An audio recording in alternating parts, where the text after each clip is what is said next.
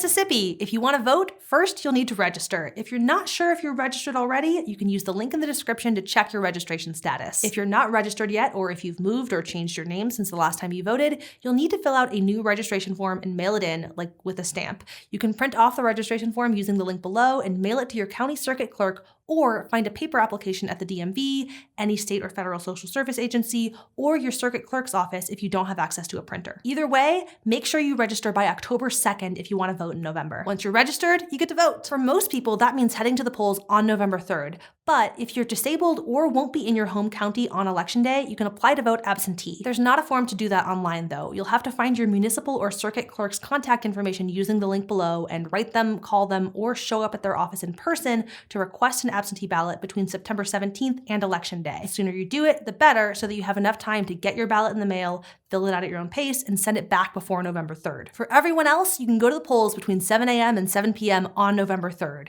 and there's a link in the description to figure out where you need to go to vote. You'll need to bring a photo ID with you, like a driver's license, state ID, passport, student ID from a college or university in Mississippi, firearms license, or military or tribal ID. If you don't have any of those, you can get a free voter ID card at your circuit clerk's office during normal business hours.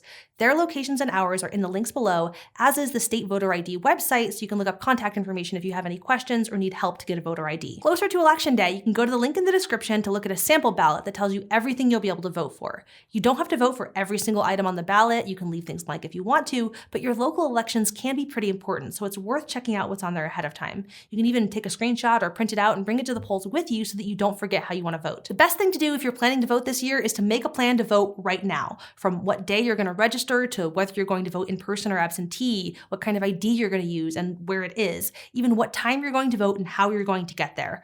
Write it down, put it in your notes app, text it to a friend. Just make a plan so that nothing unexpected stops you from being counted on November 3rd. All the links you need to check your registration and polling location are in the description. Thank you for voting. How to Vote in Every State is produced by Complexly in partnership with the MediaWise Voter Project, which is led by the Poynter Institute and supported by Facebook.